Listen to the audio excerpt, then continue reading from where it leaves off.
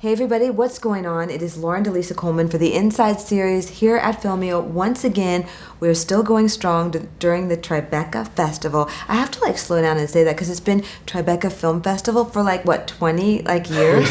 So it is Tribeca Festival, and in that spirit, I have two fabulous creators with me now who have an amazing project that's not like traditional film, but giving you very film and video vibes. Yeah. Please join me in welcoming both Brandon Burks, who's the director, and Justin Anthony Long, who is the writer of Gone Forgotten Year. And I'm so glad that you guys can join us because I know there's so much going on during the festival. But this is such a special project that I wanted you to be able to come in and kind of just talk about how it came about. Right. So first, could one of you, I think Justin's the victim, to give us the synopsis of Gone Forgotten Year? Sure.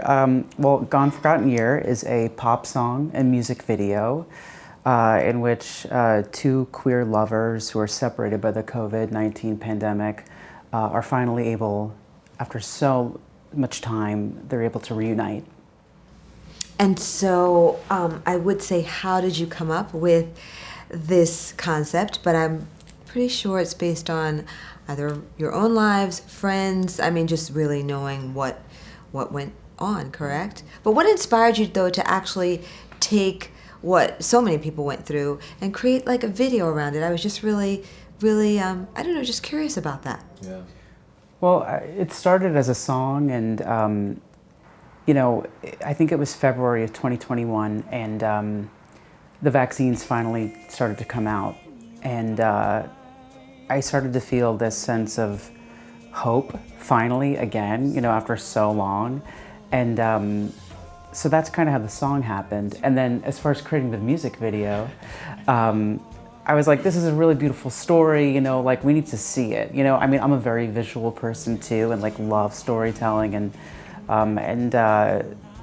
that's when I don't want to talk about it too much. I feel like you should talk about the video too. Well, Justin called me and said, I wrote this song. I feel like you should direct it. And he was like, do you direct film, music video format? And I was like, not necessarily. I'm more a stage person because that's where we met, on a ship doing a stage show. And I said, but I'd love to give it a go. I love the song. And he sent it to me and I couldn't stop singing it. And the way I direct, if it moves me emotionally, that's how I know it's something I want to be a part of. And so I couldn't stop singing the song, and I just felt this really cool pulse with it. And I was like, this is gonna be cool. So we got together on a Zoom and we just kind of talked about what does it look like for both of us? What do we see? And we just both saw joy and euphoria and these people with no masks finally being in one space together. And so that's kind of how it just got moving. So now, how long had you both known each other before you collaborated on this project? 2017, right? I think, that's when we met. We were both performing on in musical shows, and so that's how we met, and we became friends. And I always knew Brandon was such an incredible performer and dancer, and then saw the Instagram videos that you were shooting, and I was like, oh cool, maybe he could do a music video. If he's interested, so that's 2017. 2017, so 5 years? Yeah. So your background for both of you is in musical theater. Yeah. How do you feel that applies to this? Because obviously they're both musical, kind of vehicles, but one is certainly just a kind of different dimension, right? So then how or what elements did you pull from that to be able to make this the success that it is now? Well, our entire job is analyzing behavior and replicating behavior. And so I think because we're used to being in a mic and costumes and with lights and music and an orchestra and a band and all these production elements at once, we were able to then narrow that down and just put it in a lens and say, what do we want people to feel like with this color and this? Because even him and I were talking about when the sun sets, what will it look like? Just those tiny details that for us, we usually have to think about 17 moving parts, and we could just focus on how are these people emoting in this moment. And so it was really cool to bring that background into a film setting, because film is so much detail and the viewer is just kind of looking for an emotional experience. And so we were able to, with our details, kind of create that moment for people. So now, was it daunting though, it being your first time as a director and you're used to working in what is alive, 3D human realm? How did you kind of approach it? Well, thank God he had a mentor for me. That's honestly how we started. So wait, it sounds like it was like easy for you to say yes because he wrote it. He had the mentor. He's like, guess what? You're doing a project. Right. Yeah. Yeah. So because he's a brilliant writer. Like he has, web series going Brandon, on. What? Hi. Thanks. You are. That's so sweet. No, but it really was much. easy to say yes because I have seen his work before, and I always laugh or feel something, or it's very theatrical. I remember watching the show on the cruise. Yes. Yeah. And I'll tell you about that in a sec. Okay, I was gonna say, don't leave anything out. Yeah. We want to hear about the cruise. And so I knew it was going to be good, but I also knew that I was saying yes to everything that year creatively because I was in this space where I was trying to navigate who am I without musical theater? Because all theater was shut down. Like at that time, we still hadn't had a bunch of opening nights yet. So when Justin said, you'd be great at this, it was this like trust that I just felt. I was like, you're right, but now I have to navigate this new area of my creativity. So he set up a mentor for me, and he was just like, think about it like this, make sure your shot list is really specific, and then leave space open for things to go wrong. Bring a second set of shoes, you'll be on your feet all day. Just like these little things that I wouldn't think about because I'm used to directing 8 people doing choreography. So it felt the same, but it was like, now I'm on the other side of it, Mm-hmm. Yeah. And so did you kind of give him any notes like back, and were you like, what, I'm the director, like I've got this, or how did it kind of go? Because I get the sense that you have a good friendship between the two of you. So how was that? Well, I think it was like really collaborative. Yeah. But let me back up to the cruise for a sec. Please do. We were on this cruise ship doing these shows, and Brandon and a friend of ours, Joelle, I was showing them a musical web series that I made now it's like 10 years ago. Yeah, oh my God. And so like I've always been in love with musical theater on film in a way, or musical storytelling on film. And so, coming into it, like I had some experience with that. But also I was like, no, I wrote this, I'm the writer, and I want somebody that's like gonna make this like just incredible. And so, as far as like collaborating like on the day at the shoots and everything, like I feel like Brandon was like, let's get all this, and then I'd be like, maybe we can get this too. Yeah. Like that kind of thing. Like let's get some of this too, because I ended up editing the video, so like just knowing how to cut things or whatever and things like that, I was like, well, maybe we should get some of this. And I just feel like together, like it was just like a beautiful, like I had so much fun during the whole process. That's so great. Yeah, we had a great time. So now talk to me about how you envisioned this reaching people, because I feel like it was a very personal project, and now we're here, and you're at Tribeca. And so what were you kind of thinking as you were putting it together? Was it for a close circle of friends? Was it going to be like online, or what? Because I know now the trajectory is different, but initially, what was driving you? I felt... Or just creative passion? Yeah, it felt like it was my introduction to more moments like this, because I feel like I sit on projects I want to put on film. And so it was cool that I was almost pushed into this. And so I was like, okay, this will be the first time I get to share this with my community, like with the people I can reach, because I teach dance to kids, like I teach personal training to adults. So I have this community of people that are like, whatever you do, we'll watch it. And so it was kind of like my mom's friends will see it, my kids' moms will see it. I didn't think it was gonna reach like this, but I think once I got to sit back from what does it look like? Did we get this shot? His sock is showing, like all these little things I was thinking about. Once I got through that, I was like, wait a minute. When I was younger, there was not a pop music video with 2 black males who were in love at the apex of the story. And so I realized how smart he is, because he was like, this is what I want, and I want someone who knows this story to tell this story. And so I think it has reached people in a different way because they feel the authenticity of something that maybe we haven't got to see a lot.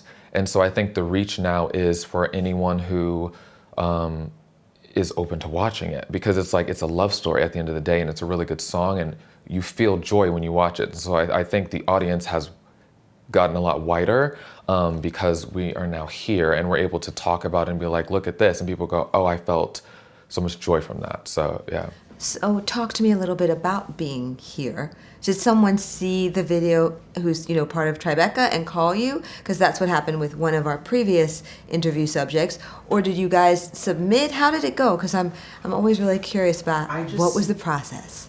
I just submitted the video. So you did, okay. On Film Freeway, like people do, and yeah, like just to a festival. And what's so funny is I was on a cruise ship when I got the call that we got accepted, singing in this other thing. And yeah, I'm so excited to be here. I mentioned to you earlier, I just flew in last night, so I'm excited to like hit the ground running with our premiere tomorrow. Right. And I saw a little bit of the immersive exhibit today, which is great. Uh-huh. But yeah, I'm so excited to be here. And yeah, I think originally though, it was just, to me, it was important to put out some kind of story and song about queer joy, because I feel like so many queer narratives are shrouded in trauma or tragedy. Or healing, always healing. Yeah, and I mean... Always self-acceptance. Right.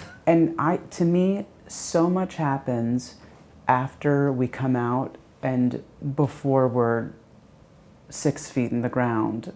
So much happens, and so much of it is light and joyful and beautiful. And so that was the intention. And I mean, but it's exceeded by any of my wildest dreams to be here, at Tribeca Film Festival. So what do you hope people take away from it then? Is it the joy? And is it joy that certainly anybody of any sexual orientation should be able to connect with? What do you think about that? I hope so. I hope so, yeah. I think, at the center of this story are two Black queer men, and it's my hope that anybody who's ever been in love can see this and see themselves and know that deep feeling of reconnection after missing their lover, whether they be gay, straight, queer, trans, bi.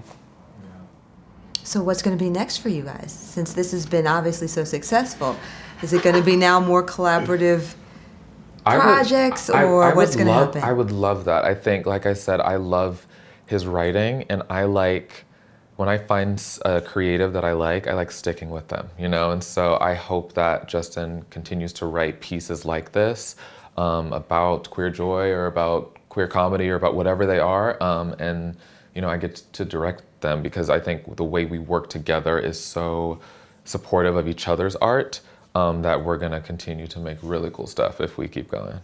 What tips might you have for a first-time director who has never done it before and entering into the space like you have, who might not be lucky enough to have a mentor? I would say your actors are the pulse of everything. And I think because I developed such a strong sense of connection with them before we started shooting anything, once we started, the way I was able to communicate with them, they knew exactly what I needed. Like, they knew I wasn't pushing too much or filming too much. They were like, this is what he needs, and I want to get that. And so I think that allowed me to just step back and go, oh, this is magic, because I had already developed this sense of who are you, and then who are you inside of this story before we even started shooting. And so I think that connection on set from Joanna, who helped write, just everyone who was there and involved, it was this really strong sense of unity and solidarity for the project. And so I would say that is paramount, because then what you see on camera will reflect the kind of space that you made for people to be free and open and just give themselves to the project. So I would say create a beautiful space for connection, and then the work will just happen. Great advice. What are you guys interested in seeing? Oh my goodness. What's like top of the list?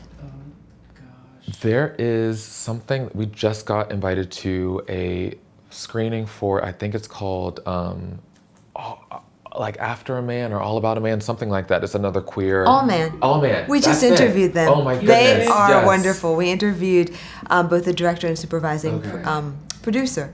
All Man, the international male story. Yes. I mean, literally, like within the last hour. Oh my God, Oh, I think you're gonna love it. Okay, I really, really want to see And there's that. a big buzz on that film, no matter what. Anyway, we were I was glad to be able to get them for us. So yeah, so that's at the top of your list as well. Absolutely. Also, Halftime, because one, I love Jennifer Lopez, but two, she's my spirit animal. hello. Sorry. And That's also, just how like, it is. as a dancer, watching her just trailblaze in her career and just be so good and still, it's just like, it's so inspiring. So Because I I can't wait think to see that that. she's overcome a lot of things where, I mean, it's not like, it's Hamlet or something like that. But there's something about her that just, I don't know. Like if I just like happen to catch like her feed on my Instagram, it just gives you a little like uplifting Yes, thing, it like picks you up. inspires you or Absolutely, something. yes. I don't know what Yeah. that is, and I don't think she'll ever go down in history as being the most prolific or something, or like a Streisand or something like that. Yeah. But there's something about her that's incredibly compelling. Yes. So halftime. And also there's a shorts filmmaker party on Sunday where I'll get to meet everyone. Oh, and that's so nice. I'm I love excited. how festivals always bring like the categories like together. We just absolutely. interviewed an amazing composer, and she had just come from a composer lunch. Oh my So God, I love like that, how yeah. that there's the festival and then the microcosms inside of the festival, so that you can learn more from each other. Right. And so I think I'll figure out what I want to see more when I see them or meet them or hear their stories. Then I'll go, oh, I connect to that. I want to see that. So I'm excited to keep doing the festival so I can figure out like what's about to come out or what, who I can connect with doing the same kind of thing, Great. Yeah.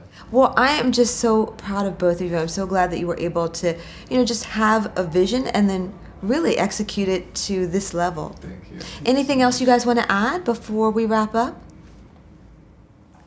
We just want to say thank you so much, Lauren, for having us. This was a real treat. And My happy pleasure. to talk Oh, about and it. how can we keep up with whatever the next fabulousness is? Do you have like a collective, like a landing page, or are you active on social? Active on What's the social, social? Okay, yes. so First and last name on Instagram, Brandon.Burks. Okay. And I post all of my creative direction stuff there. So that's where you can find me. great. Yeah. And Justin? On Instagram, Justin Anthony Long. Okay, all one word, all together. whole thing. The whole thing. The whole name. I think it's good because it's funny. Every time I saw your name in our like email exchange, of course, Justin Long, actor, previously from what was it? Well, Microsoft versus Apple. The Apple dude. Yeah, the Apple It always made me think of that. So I was like, oh, I'm glad he put the middle name in there because not to be confused with That's right. Drew Barrymore's ex-husband. Yes. I met him one time on the street you in really? Chelsea. Very nice guy. I would not doubt that. He made me show him my license. Because I was Why? like, I'm Justin Long too. Oh, no way. It was great. A moment. But prior to Instagram, right? Yeah. Unfortunately. Yeah. So we have to just take your word for it. That's It could it. have happened, it could not. It did. Okay. I've got a pic somewhere. But he, got the He didn't receipts. sign a release. So Okay. for this anyway. The perfect note to end on. You guys, thank you so much for taking the time. I really appreciate it, and continued success. Thank you. Thanks so My much. pleasure. And you guys, thanks so much for watching. Don't forget to click on the very next video. We have more interviews coming up for you. And I am Lauren DeLisa Coleman for the Inside series here at Filmio.